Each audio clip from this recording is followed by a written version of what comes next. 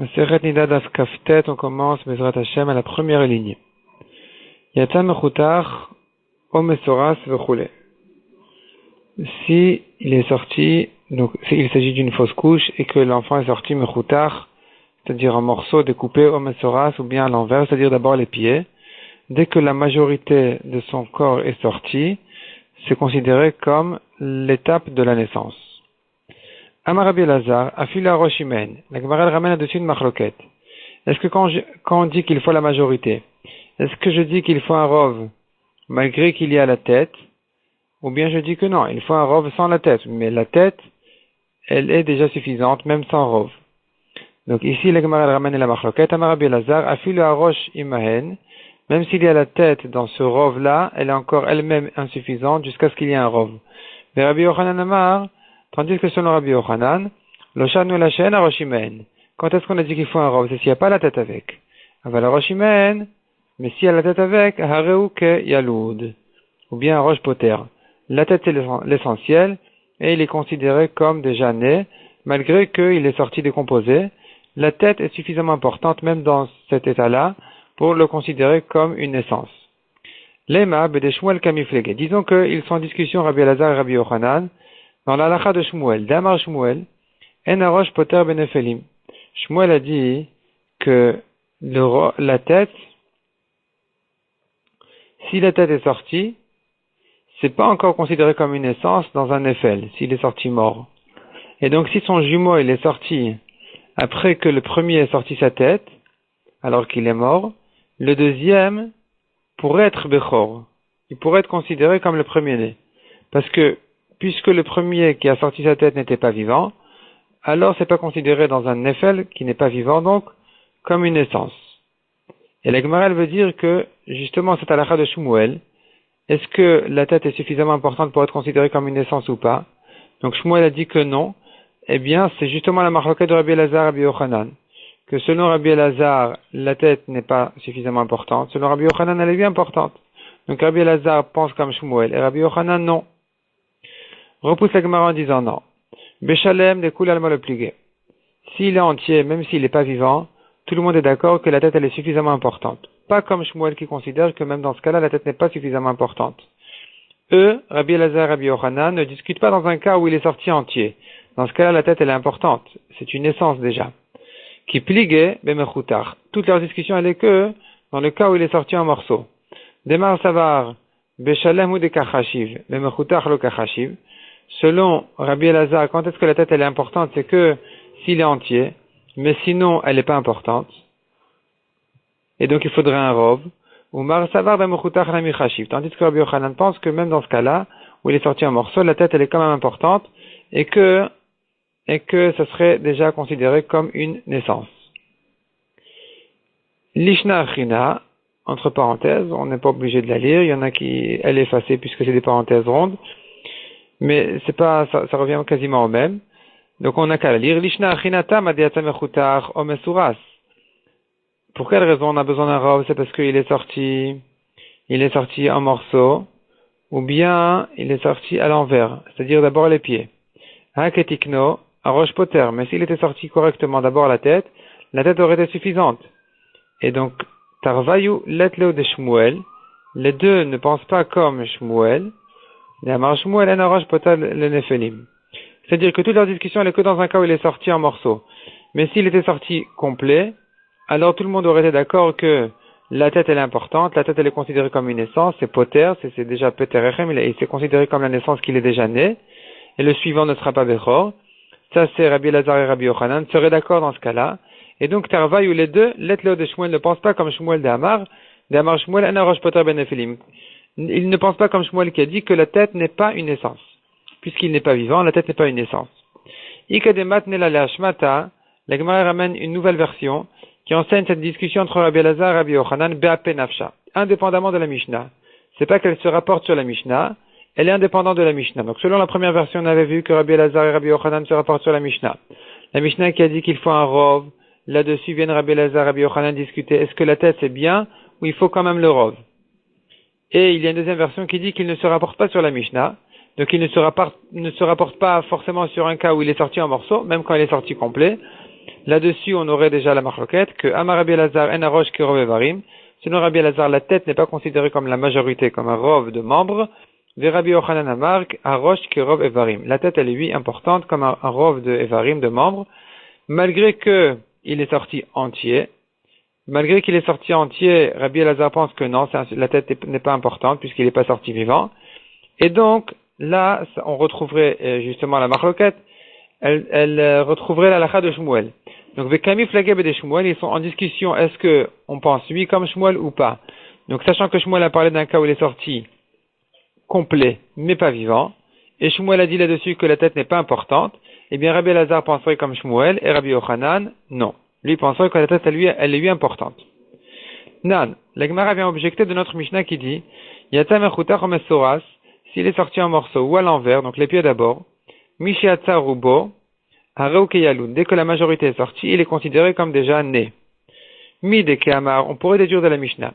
Du fait que la Mishnah a dit Midekeamar Mesoras, et qu'il est sorti les pieds d'abord, Miklal de Mechutar Ketikno, parce que la Mishnah a dit deux cas.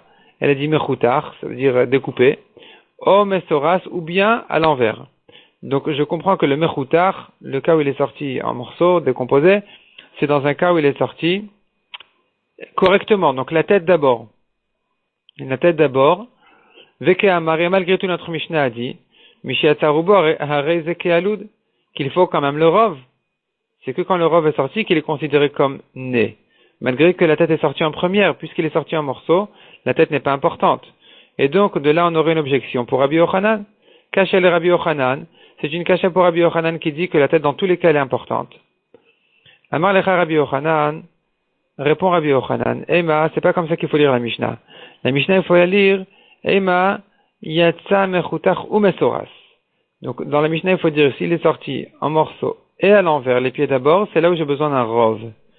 Mais sinon, j'ai pas besoin d'un rov. Si la tête est sortie d'abord, même s'il est sorti en morceaux, la tête, elle est déjà à la naissance. Demande la Gemara, mais comment tu peux dire dans la Mishnah qu'il est sorti en morceaux et à l'envers? C'est pas comme ça que c'est écrit.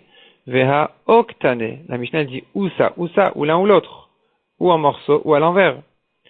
Répond la Gemara, Achike Amar. Yatsa mechutar o shalem. Donc voilà comment il faut lire la Mishnah. Yatsa mechutar o shalem. Il est sorti en morceaux ou bien complet. Veze mesoras. Et dans les deux cas, il est sorti à l'envers, donc aussi bien en morceaux que complet, mais il est sorti les pieds d'abord. Là, on dira évidemment, Mishiatsa Rubo Arezek et Alud. Si le robe est sorti, il est considéré comme né. Tandis que si la tête était sortie en première, alors même s'il était sorti pas complet, mais routar, en morceaux, la tête aurait déjà été suffisante pour considérer ça comme une naissance. Donc on n'a pas d'objection contre Rabbi Yochanan de notre Mishnah. Puisque la Mishnah, elle parle d'un cas où il est sorti à l'envers dans tous les cas, aussi bien en morceaux que complet. C'est là où j'ai besoin d'un robe. Amara Papa en début de ligne, au milieu du Hamoud, Amara Papa, Ketane. Cette marloquette, cette discussion de Rabbi Elazar, Rabbi Yochanan, si la tête elle est considérée comme la naissance ou pas, et en fait c'est déjà une marloquette de Tanaïm. Quelle est la marloquette de Tanaïm? Alors Rafapa ramène une braïta qui dit, Yatsa mechuta chomesoras. Donc c'est bien notre cas, il est sorti en morceaux ou bien à l'envers, les pieds d'abord. Mishiata Rubo Areuke Alud. Dès que le rov est sorti, il est né. Rabbi Yossi Omer, Mishiata Ketikno. Rabbi Yossi dit non, il faut qu'il sorte correctement la tête d'abord. Et là on s'étonne, mais je comprends pas. On a dit ici que le rov c'est la naissance. Qu'est-ce que Rabbi Yossi vient corriger sur Tanakama? Qu'est-ce que Rabbi Yossi vient dire? Il vient dire que non, que le rov c'est pas la naissance encore, puisqu'il est sorti à l'envers. Mais évidemment que le rov c'est la naissance, ça c'est pas en discussion, il y a pas besoin de plus que le rov. Donc Maïke Amar, qu'est-ce que Rabbi Yossi est venu dire ici? Amar Rafapa Achike Amar. Voilà la discussion de Tanakama et Rabbi Yossi. Quelle est la marloquette de Tanaïm ici? Yatsa mechutach mesoras. S'il est sorti en morceaux et les pieds d'abord. Mishiatsa Rubo Areuke Alud. Dès que le rov est sorti, il est né. Haketikno, mais s'il est sorti la tête d'abord, correctement. Arosh Poter, selon Tanakama, la tête, elle est déjà la naissance, elle est déjà suffisante. C'est là-dessus où Rabbi Yossi Omer, non, Rabbi Yossi dit non, c'est pas vrai. Mishiatsa Rubo Ketikno, malgré que le rov est sorti, il faut, donc Rabbi Yossi il dit Mishiatsa Rubo Ketikno, il faut qu'il y ait un rov, et que la tête soit sortie d'abord.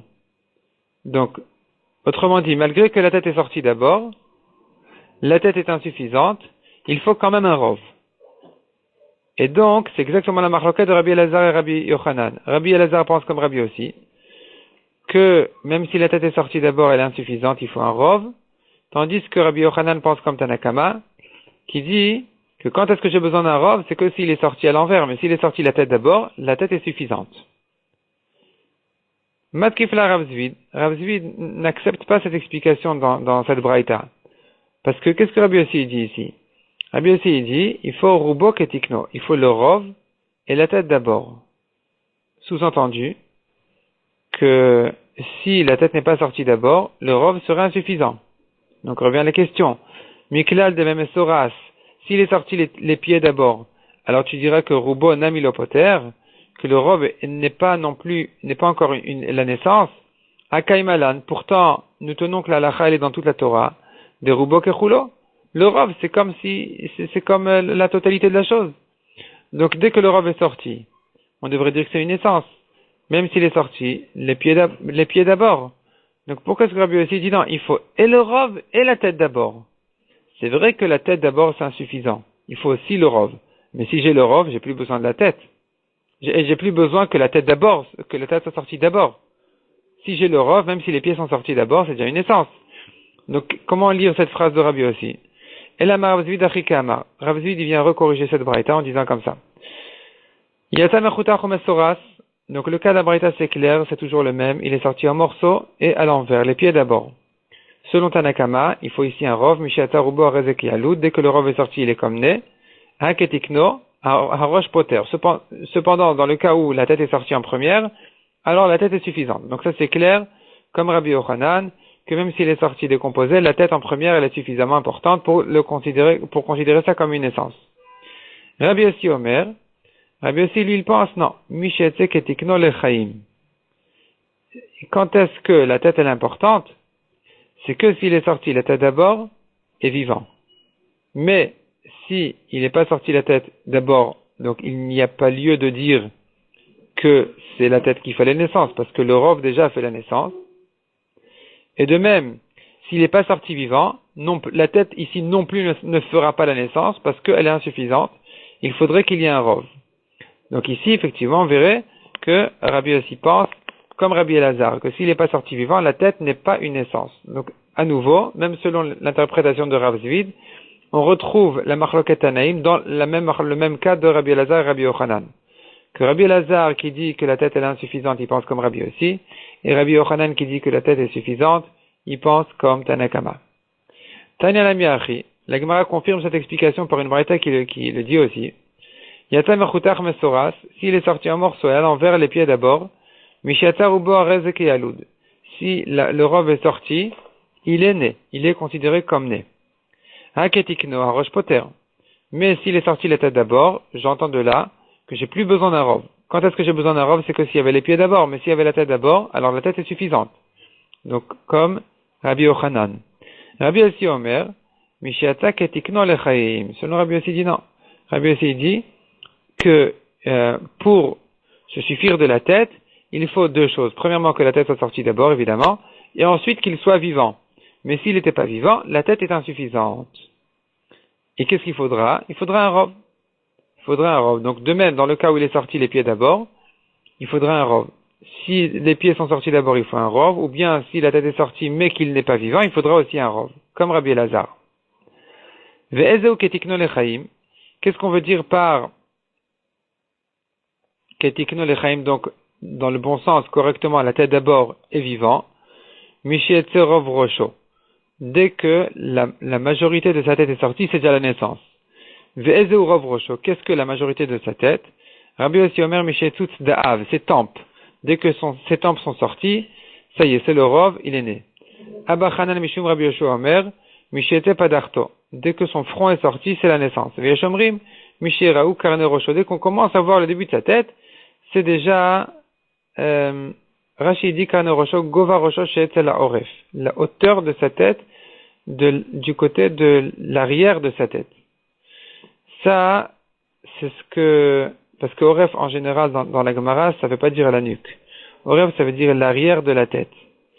Donc, ça, à partir de cette étape-là, ça s'appelle déjà la naissance. Ça s'appelle Miché Terosho. Donc, Miché Terosho, c'est la naissance. Dans le cas où il est vivant. Mishnah suivante. Amapelet ve'en yadua ma'u. Elle a fait une fausse couche, elle ne sait pas ce que c'est. C'est un garçon, c'est une fille. Elle connaît pas, elle saurait donc pas combien de jours de Touma, combien de jours de Tahara elle a. Teshev les Zachav les Nikeva. Elle doit, Teshev, ça veut dire elle s'attarde sur ces jours de Touma et de Tahara pour un garçon et pour une fille. Donc elle doit craindre que c'est un garçon, elle doit craindre que c'est une fille, et donc elle doit prolonger ses jours de Touma et raccourcir ses jours de Tahara. En yadua im vladaya im lav. Si elle ne sait pas si c'était un enfant ou pas, peut-être c'était rien, c'était un vent, c'était du vent. Teshev les Zachar les Nikeva ou les Nida. Elle doit craindre les jours de Touma et de Tahara, la Khumra aussi bien du garçon et de la fille, et elle doit craindre encore la Nida, c'est-à-dire qu'elle n'a pas de jour du tout de Tahara. Si c'était une naissance normale, j'aurais dit, eh bien, il y a certains jours, après les jours de Touma qui suivent la naissance, arrivent les jours de Tahara, où là, même si elle voit du sang, elle est Théora.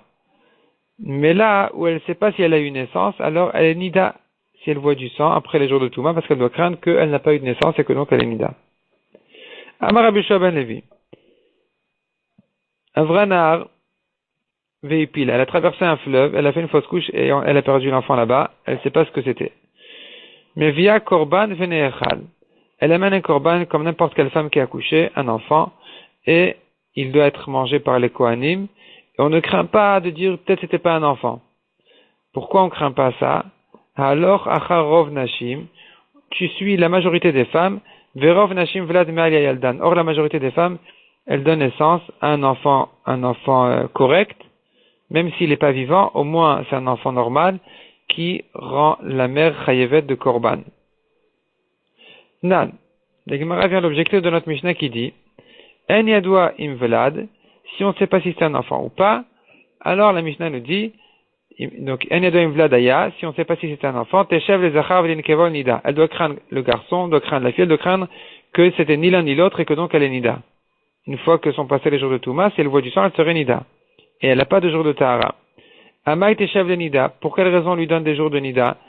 Lema alors acharov nashim. On devrait dire, d'après Rabbi Yoshua ben Levi, suit la majorité des femmes, verov nashim, vladma yaldan. Or la majorité des femmes, elles ont un enfant correct, normal. Et donc, on devrait dire qu'elle n'a pas à craindre la nida du tout. Elle devrait effectivement craindre le garçon et la fille, mais pas la nida. Donc, elle devrait prendre 14 jours de Touma, et ensuite elle est Torah. Pas nida. Répond la Gemara. Matnitin beshelo urzeka ubara. Dans notre Mishnah, il s'agit d'un cas où on n'a pas encore connu, on ne l'a pas connu dans un état certain de grossesse. Elle n'est pas certaine qu'elle était enceinte avant. Et donc, elle ne peut pas savoir est-ce c'était un garçon, c'était une fille ou c'était rien. Là, effectivement, elle doit craindre la nida. Tandis que, Vechikama Rabbi Yoshua ben Levi, ce que Rabbi Yoshua ben Levi a dit pour la femme qui a traversé le fleuve, qu'elle n'a pas à craindre que c'était rien du tout, Keshurzeka ou Bara. Dans un cas où elle savait qu'elle était enceinte, elle était déjà dans un statut connu et reconnu comme une femme enceinte, où là, effectivement, on n'a plus à craindre que c'était rien du tout. Il ne nous reste plus que garçon ou fille. Donc, c'est là où Rabbi Yoshua ben Levi a dit, elle peut amener un korban tranquillement, son korban sera mangé par les Kohanim. Tashma. Deuxième objection. Bema shiatsa melea ou barekanit. Une vache, une brebis, une bema, qui est sortie pleine et qui est revenue vide. Donc, elle est sortie enceinte, elle est revenue vide, sans le petit. Le jour même, elle est revenue. Et maintenant, on se pose la question, est-ce que le prochain qui va naître, il est Bechor, il est Kadosh, ou pas? Est-ce qu'on le considère comme le premier-né ou pas? Haba Harav Bechor Misafek. Eh bien, effectivement, la lacha est qu'il faut craindre, dans le doute, il est Bechor. Il est Bechor, dans le doute, on n'en est pas certain, et il faut quand même craindre qu'il est Bechor. Ve'amai, pour quelle raison ce n'est qu'un Safek? On devrait dire, non, pour quelle raison c'est un Safek? On devrait dire, il n'y a aucun Safek, il n'est pas Bechor du tout. Alors, Acharov Behemot. Donc, selon Rabbi Yoshua ben Levi qui dit, Non, tu peux dire qu'elle est comme une femme normale, qu'il y a un enfant normal, et donc son korban, il est mangé par les Kohanim. Ici aussi, on devrait dire, on suit la majorité des Behemoth. Le Rov Behemoth Vlad Me'al Yaldan. Or, le Rov des Behemoth, elles ont un vrai petit, elle a un veau ou une génisse, mais c'est pas rien. Donc, puisqu'elle était sortie enceinte, on devrait supposer que le Bechor, le premier-né en tout cas est déjà sorti, mâle ou femelle, mais il est déjà sorti, et que le suivant ne sera pas Bechor. Pourquoi est-ce qu'on craint qu'il est Bechor? Ve'ai Pashutu. Celui-ci, donc le deuxième, il devrait être Pashut, il devrait être simple, il ne devrait pas être Bechor. Pourquoi on doit craindre qu'il est Bechor? C'est une objection sur Rabbi Yoshua ben Levi. On voit d'ici qu'on ne suit pas la majorité. On ne dit pas, puisque le Rov, elles ont un enfant, un petit, alors elle aussi, elle a eu un petit. On ne dit pas ça, on dit peut-être que non, elle n'a pas eu son premier-né encore, c'est pas un petit, c'était rien du tout. C'était un rien. Et donc maintenant, le suivant sera Bechor. Répond la Gemara Maravina Mishum Deika Lememar, car on peut dire encore, Rov Emot Yoldot Davar Apoter Mibchora. Il est vrai que la majorité des Bemot, la première fois qu'elle donne naissance, c'est quelque chose qui rendra le suivant Patour de Bechor, ou disons qui rendra la mère Ptoura dorénavant de Bechor. Il n'y aura plus de Bechor. Au Mioutan, et il y a quand même un Miout, une minorité, Yoldot Davar Sheno Poter Mibchora, qui donne naissance à un rien, à quelque chose qui ne rend pas la mère encore Ptoura de Bechora. Donc autrement dit, la prochaine naissance, et si ce sera un mâle, eh bien il sera Bechor, il sera Kadosh. Donc c'est vrai qu'il y a un Rov qui devait la rendre Patour de Bechora. Mais, cependant, contre ça, on a une autre remarque à faire ici. Vechol Ayaldot Metanfot. Toutes les vaches ou les behemoths qui donnent naissance, qui vont donner naissance, un jour plus tôt, elles ont un tinouf, une saleté qui sort de sang ou quelque chose comme ça.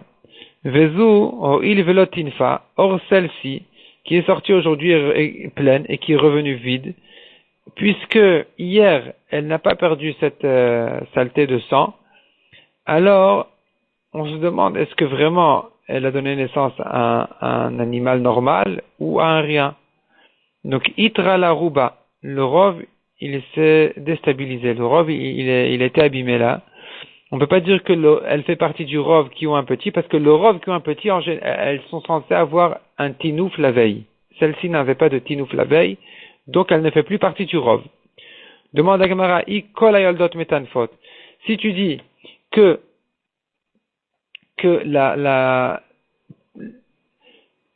toutes les yoldot, que toutes les behemoths qui donnent naissance, metanfot, elles ont une saleté la veille.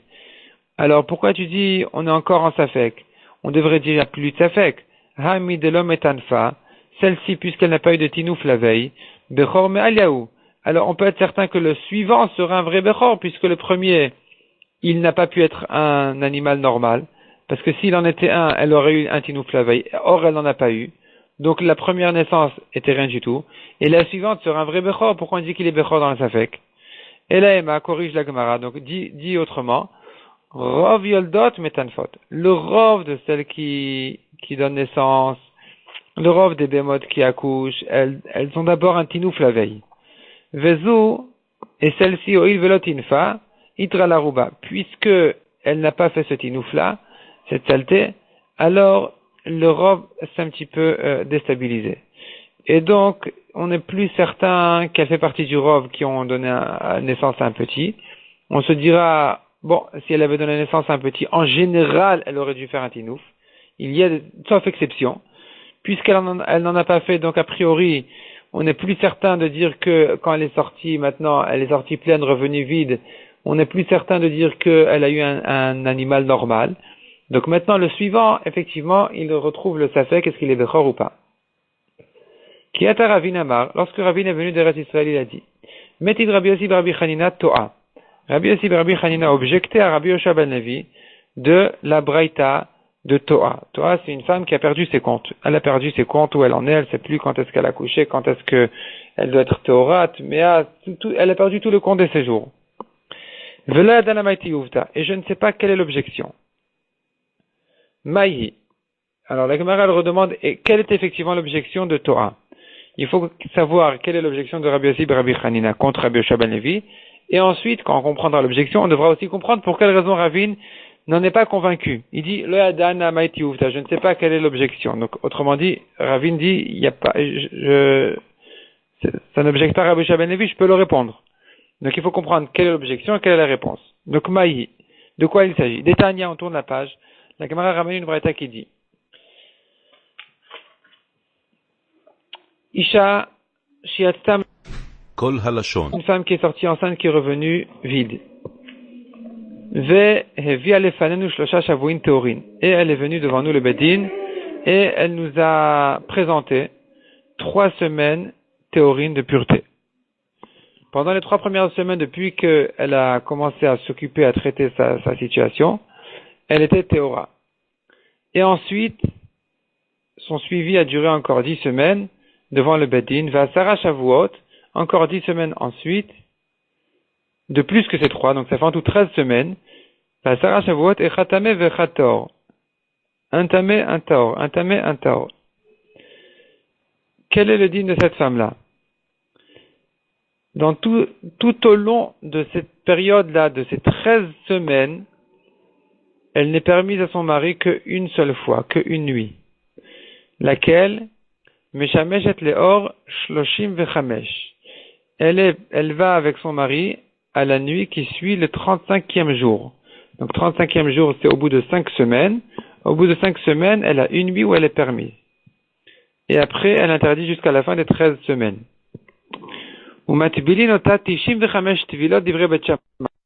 Pendant tous ces jours-là, toutes ces 13 semaines, elle doit aller au mikvé, attention, 95 fois, selon Beth Shammai. Donc selon Beth Shammai, 95 fois, on verra ensuite pourquoi. En tout cas, selon Beth Shammai, elle doit aller 95 fois au mikvé, ou Beth Hillel Omrim, Shloshim Vechamesh, selon Beth Hillel, 35 fois. Donc déjà, il faut savoir à la base des choses, que selon Beth Shammai et Beth Hillel, c'est pas que dans le cas où elle va se purifier totalement qu'elle va au mikvé. Beth Shammai pense que Tvila Bismana Mitzvah, c'est-à-dire, il y a une mitzvah d'aller à un tamé à la mitzvah d'aller au mikvé dès que possible. Et donc, s'il a un doute s'il a terminé sa touma ou pas, dans le doute, il doit aller au mikvé, malgré qu'il ne sera pas tort parce qu'il doit craindre encore la touma. Il doit craindre qu'il n'a pas encore terminé ses jours de touma.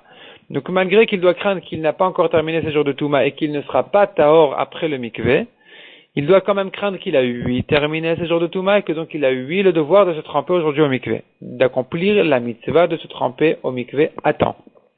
Et c'est comme ça qu'on va en arriver à 95 tvilot dans le doute selon Beth Shammai ou 35 selon Beth Hillel.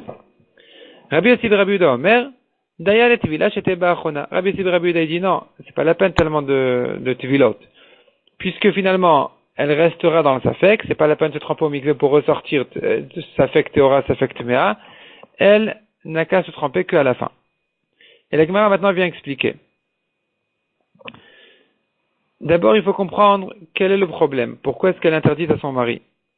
Bishlama Shavua Rishon le Meshameshet, je comprends que la première semaine elle interdit à son mari. Emar Yoled et Zachari.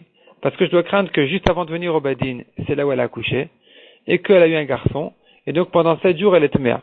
Ça c'est la Torah dit, une femme qui accouche un garçon, elle est tméa pendant 7 jours, même si elle n'a pas vu une goutte de sang. Shavua Sheni, la deuxième semaine, elle est encore interdite. Pourquoi? Emar, je dis, Yoledet Nekevahi, peut-être qu'elle a eu une fille. Juste avant d'arriver au Badin, elle a eu une fille. Maintenant, pendant ces 2 semaines-là entières, elle doit craindre que donc elle est tméa pour la fille qu'elle a eue. Donc elle est interdite encore à son mari. Shavua Shlishi, la 3e semaine, je comprends aussi qu'elle est interdite. Pourquoi? Emar, je devrais dire, Yoledet Nekeva Bezovhi. Peut-être que cet accouchement a eu lieu pendant une période où elle était Zava. Et donc, elle ne peut pas se tremper au mikvé, elle ne peut pas se purifier dès qu'elle a terminé les 14 jours depuis la naissance. Elle est obligée d'ajouter là-dessus encore les Shiva Nekim, encore 7 jours de Nekim. Et donc, ça lui ajoute encore une 3e semaine, au-delà des 2 semaines, des 14 jours pour la fille qu'elle a eue. Donc finalement, pendant ces 3 semaines-là, elle est encore interdite. Mais la question se pose, et la Shavua Revi, la 4e semaine, pourquoi elle est encore interdite? On a dit qu'elle ne peut être permise à son mari qu'à la fin de la 5e semaine. On a dit que à la nuit qui suit les 35. Donc finalement, la 4e semaine, pourquoi elle est interdite? C'est vrai qu'on a dit que après les 3 semaines, pendant 3 semaines elle était propre, et ensuite une semaine tamé, une semaine taor. Donc finalement, la 4e semaine, c'était une semaine où elle était tméa. Ou plutôt, pendant la 4e semaine, elle voyait du sang. Mais ce sang-là, c'est un sang taor. Afalgav, demande la Gemara, Afalgav de Kachazi Adam, même si elle a vu du sang, des Shamesh, elle devrait être permise à aller avec son mari. Des Adam Taoru, car c'est un sang Tahor. On est là dans les jours, de toute façon, on est dans les jours de pureté, de Tahara. Aussi bien si elle a eu un garçon qu'une fille, elle est largement, dans les 40 jours du garçon ou 80 jours de la fille, ou même si elle voit du sang, elle est Théora. Donc, pourquoi est-ce qu'on a dit que la 4e semaine, elle est interdite? Lav mishum de la zin al batarouba, n'est-ce pas que c'est parce qu'on ne va pas comme le rov? Et on dit, oui, cette femme-là, elle est sortie enceinte, elle est revenue vide, mais on ne sait pas ce qu'elle a eu. Qui dit qu'elle a eu un enfant? Peut-être qu'elle a eu quelque chose d'autre, un rien, qui ne lui donne pas des jours de Tahara, qui ne lui offre pas des jours de Tahara, donc elle doit craindre qu'elle est nida.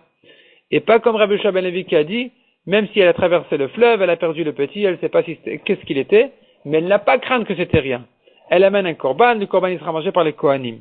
Ici on ne dit pas comme ça. Ici on dit non, elle doit craindre peut-être qu'elle n'a pas de jour de Tahara, de jour de Toar. Donc c'est une objection pour Rabbi Yoshua ben Levi. C'est à l'objection que Ravin a ramené au nom de Rabbi Yossi et Rabbi Hanina.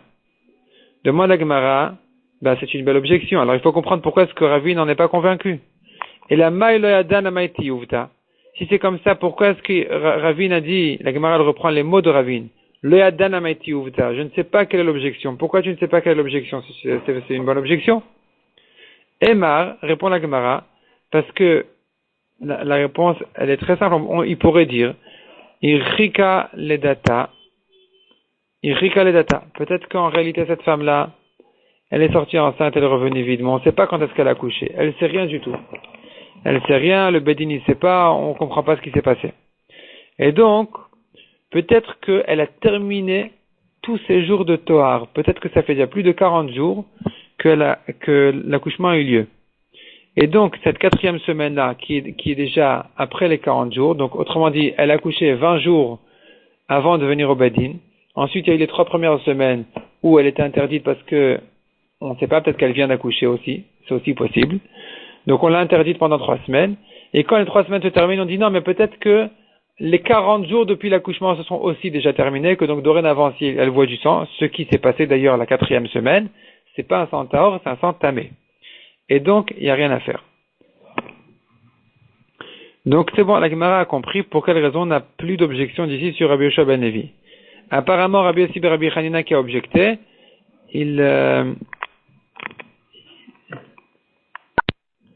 Tosfot s'étonne effectivement pour quelle raison il n'a pas pensé à cette réponse. Donc, c'est le premier Tosfot du Hamoud.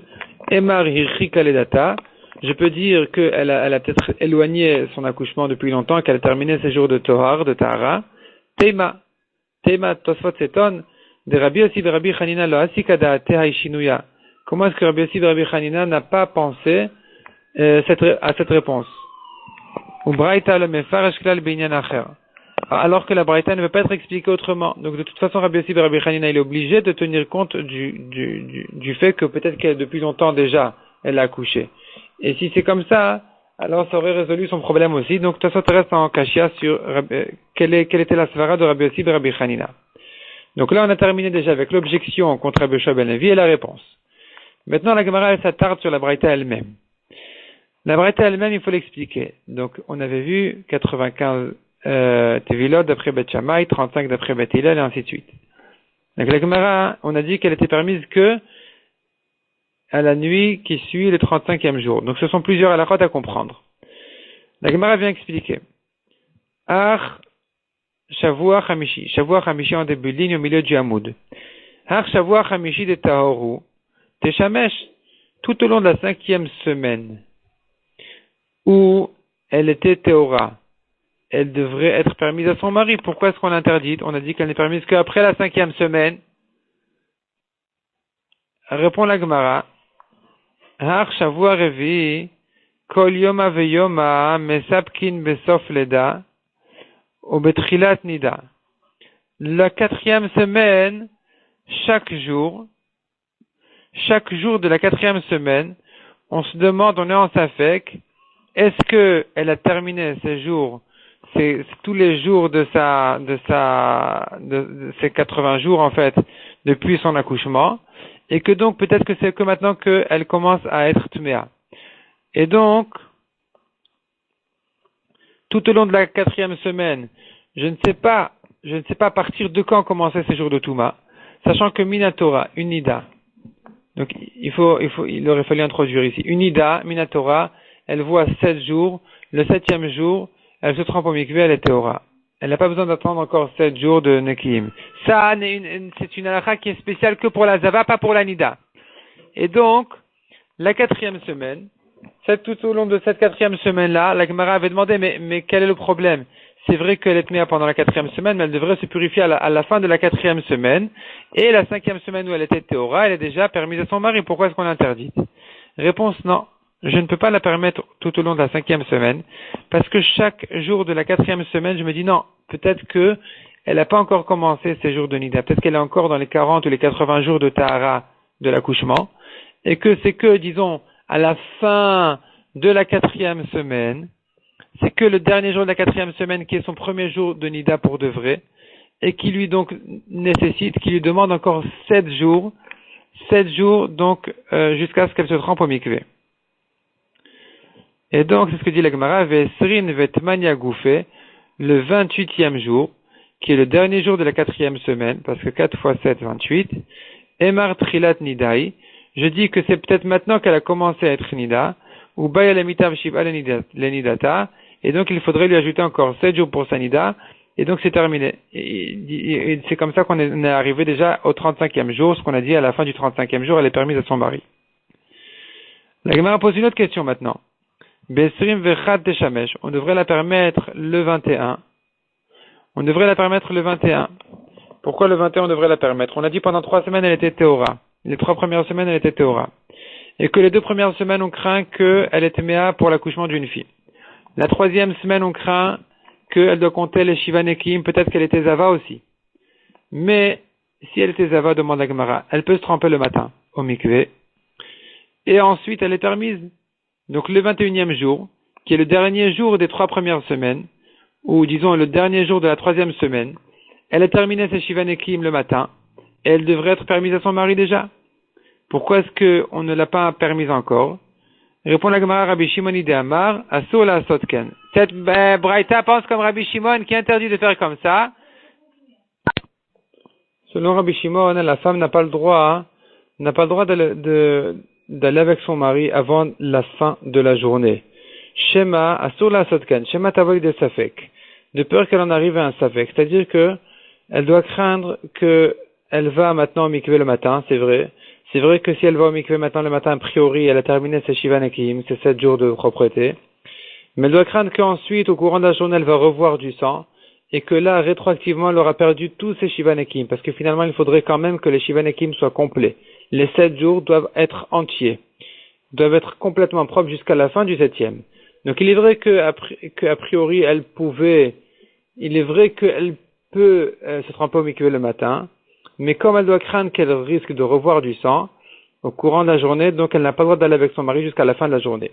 Donc finalement, toute cette journée-là, toute cette journée du 21e, elle est aussi perdue. Demande à Gemara, elle est Urta Teshamesh.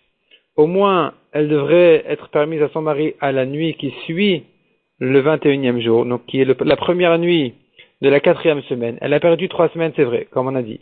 Les 2 premières semaines, peut-être qu'elle a couché une fille. La 3e semaine, c'est les Shiva Nekim. Le lendemain des Shiva Nekim de la 3e semaine, le premier jour de la 4e semaine, elle a commencé à revoir. On a dit une semaine Tméa, une semaine Théora. Mais au moins, il y a la nuit qui est à la fin de la 3e semaine, la nuit qui suit la 3e semaine, où là, on aurait dû la permettre. Répond la Gemara, tout simplement, elle a vu déjà au soir. Au soir, elle a déjà vu, donc c'est terminé. Elle est sortie de 3 semaines. Elle est sortie de ces 3 premières semaines, ou à chaque fois pour une autre raison elle était tuméa, elle était interdite à son mari, et là à la quatrième semaine elle a recommencé déjà à voir, donc à nouveau elle est interdite. Donc on a dit la quatrième elle est interdite parce qu'elle voit du sang tous les jours, la cinquième semaine elle est encore une fois interdite parce que elle n'a pas encore terminé ses 7 jours de Nida, on craint que ces 7 jours de Nida n'ont commencé comme on a dit qu'à la fin de la quatrième semaine, ce qui lui ajoute encore toute la cinquième semaine, et c'est là où on est obligé d'en arriver à la fin de la cinquième semaine pour la permettre une nuit, avant qu'elle ne recommence à voir la sixième semaine. La Gemara continue et dit donc on a dit qu'elle doit se tremper au mikvé 95 fois. Comment ça 95? Donc on va voir déjà le début du compte de 95. Shavua kama matbilinota be leiluta. Toute la première semaine, elle doit se tremper toutes les nuits au mikvé. Pourquoi? Emar yoledet zachari. Je dis peut-être que elle a couché un garçon et que maintenant elle termine sa première semaine. Chaque jour de ces 7 jours de la première semaine, je dis oui, c'est aujourd'hui qu'elle a terminé ces 7 jours depuis son accouchement parce que je ne sais pas quand est-ce qu'elle a couché. Peut-être qu'elle a couché le jour où elle est venue et que donc c'est qu'à la fin de la première semaine où elle aura terminé sa semaine de Touma de l'accouchement. Mais peut-être qu'elle a couché déjà depuis une semaine. Et donc le jour où elle est arrivée au Bédine, déjà, elle a terminé sa première semaine. Elle a terminé ses 7 jours de Touma pour le garçon. Et donc elle doit se tremper au mikvé tous les jours. Chaque jour, on dit c'est peut-être aujourd'hui le 7e jour, ou c'est peut-être aujourd'hui qu'elle a terminé sa semaine de Touma. Shavua Sheni, Matbilinota Beleluta. La deuxième semaine, on dit aussi elle doit se tremper au mikvé toutes les nuits. Pourquoi? Emar Yoledet Nekevai. Je dis peut-être qu'elle a eu une fille et que maintenant elle termine sa deuxième semaine. Donc sa première semaine, c'est impossible de dire qu'elle a terminé. Si elle a eu un garçon, elle n'a pas à se tremper au mikvé la deuxième semaine. Parce que la deuxième semaine, elle a terminé déjà 7 jours. C'est terminé. Et c'est impossible de dire, disons, le 10e jour, c'est pas aujourd'hui qu'elle a terminé ces 7 jours de Touma pour le garçon, parce qu'elle était devant nous déjà. Depuis 10 jours, elle est devant nous. Donc ça fait déjà plus que 7 jours qu'on sait qu'elle n'a pas accouché. Donc maintenant, c'est que la naissance d'une fille qu'on doit craindre. Et peut-être qu'elle a eu une fille, et que maintenant, tout au long de la deuxième semaine, je dis c'est maintenant qu'elle a terminé ses 14 jours de Touma, elle ne se rend pas au mikvé, toutes les nuits. Bimama, Emar, Yoledet Zachar Bezovhi. Elle doit se tremper aussi le jour au mikvé. Pourquoi le jour? Parce que c'est une zava. La zava, elle se trempe au mikvé le jour. Le jour quand elle termine, c'est Shiva Nekim, c'est 7 jours. Et donc, tout au long de la deuxième semaine, je dis, peut-être que il y a eu ici une naissance d'un garçon, alors qu'elle était zava, et que donc, il fallait lui donner des Shiva Nekim 7 jours qui étaient la première semaine, et on ne sait pas depuis quel jour de la première semaine ça a commencé, parce qu'on ne sait pas non plus quand est-ce qu'a eu lieu l'accouchement du garçon. Et donc, tout au long de la deuxième semaine, je dis, c'est maintenant qu'elle termine ses Shiva Nekim, ces 7 jours de Zava, et donc elle doit se tremper aussi tous les matins. Shavua Shlishi, la troisième semaine, Matbilin la bimama. Il faut aussi le tremper au mikvé tous les matins. Emar yoledet nekeva bezovhi. Parce que je dis, peut-être que elle termine maintenant ses Shiva Nekim pour une fille. Donc tout au long de la troisième semaine, je me dis que peut-être qu'elle vient de terminer maintenant ces 3 semaines, qui sont 2 semaines de Touma et une semaine de Shiva Nekim, puisque je ne sais pas quand est-ce qu'elle a accouché, peut-être une semaine avant qu'elle est arrivée au Bédine, elle a eu sa fille. Et donc maintenant, tous les matins, je me dis, va maintenant au mikvé, peut-être que c'est maintenant que tu as terminé tes 21 jours de Touma, qui sont 14 jours pour la fille et encore 16 jours de Nekim. 16 jours de Shiva Nekim, de son compte des Shiva Nekim. Donc elle doit se tremper tous les matins au mikvé, tout au long de la 3e semaine. Beleluta, et aussi elle doit se tremper toutes les nuits de la 3e semaine au mikvé. Pourquoi? Parce que je dis peut-être que maintenant elle a terminé tous les 80 jours. Je ne sais pas quand est-ce qu'elle a accouché. Et donc chaque soir je me dis c'est peut-être maintenant qu'elle a terminé les 80 jours, qui comptent donc les 14 jours de Touma et encore 66 jours de Tahara. Ou bien pour un garçon, elle a 40 jours en tout, qui sont 7 plus 33. Et donc, elle doit se tremper au mikvé quand elle a terminé toute cette série de journées. Pourquoi? Bet Shammai l'Etam, ou de Amre. Bet Shammai, ils vont à la Shitatam, ils suivent leur Shita qui dit Tuvulat Yom Aroch Bet Vila. C'est-à-dire que quand elle a terminé toute la série des jours de Touma de Tahara d'après l'accouchement, elle doit aller quand même au mikvé. Malgré que depuis longtemps déjà elle était Ora, tous les sangs qu'elle a vu c'était Tahor, et qu'elle est considérée comme Tvulat Yom Aror, c'est comme un Tvulium. Un Tvulium, c'est quelqu'un qui s'est trempé aujourd'hui au mikvé, et donc son degré de Touma s'est raffaibli, et nous on considère que tous les jours de Tohar, tous les 33 pour le garçon, ou 66 pour la fille, de jours de Tohar, où elle est, même si elle voit du sang, elle est Théora, elle n'est pas complètement Théora, c'est comme un Tvulium. C'est comme quelqu'un qui s'est trempé au mikvé, qui, son degré de Touma s'est raffaibli jusqu'à ce que se couche le soleil, jusqu'à la sortie des étoiles, jusqu'à la nuit. Et ici aussi, cette nuit-là, c'est un Yom Aror. Cette nuit-là, elle va arriver que au bout de 40 ou 80 jours. Entre-temps, c'est une longue journée où son degré de Touma, il est un peu intermédiaire. Et elle doit se tremper donc au mikvé quand elle a terminé tous les 40 ou les 80 jours. Et chaque soir, on se dit, mais c'est peut-être maintenant qu'elle les a terminés. Donc elle doit se tremper aujourd'hui au mikvé parce que peut-être que c'est maintenant qu'elle les a terminés. Donc, Ba'et Tvila. Et de cette manière-là, il se trouve finalement que combien de Tvilot elle a eu déjà pendant ces 3 premières semaines? On a dit la première semaine, on a dit elle se trempe tous les soirs. Et la deuxième et troisième semaine, elle doit aller et le jour et la nuit, elle doit aller au mikvé. Ça nous fait 7 Tvilot la première semaine et encore 14 pour la deuxième, 7 jours, 7 nuits, et encore 14 pour la troisième, 7 jours, 7 nuits. Ça nous fait déjà 35 Tvilot. La Gemara continue à demander, Mirde yemet tahara kama avu, combien de jours de tahara en tout elle a? Shitin veshita, pour une fille, pour la naissance d'une fille. Elle a 14 jours de Touma et 66 jours de tahara. Pendant ces 66 jours, on a dit, elle doit se tremper tous les soirs au mikvé parce que peut-être que c'est maintenant qu'elle a terminé tous ses 80. Donc jusqu'à 80 jours, je ne sais pas quand est-ce qu'elle a terminé ses 80. Plus que 80 depuis qu'elle est arrivée au Bédine, je n'ai plus à craindre parce que je sais qu'elle n'a pas accouché après être venue au Bédine, elle a accouché avant. Donc, mais jusqu'au 80e jour, on se dit que peut-être c'est maintenant qu'elle a terminé les 80, donc elle doit se tremper tous les soirs. Tous les soirs, elle doit se tremper au mikvé selon Beth Shammai, pour avoir fini tous les jours de tous les 80, les jours de Touma et de Tahara. Donc finalement, combien de jours il y a après les 14 premiers jours? Il y en a 66. 66 fois où elle doit se tremper au mikvé pour cette raison-là d'avoir peut-être terminé ses jours de Tahara.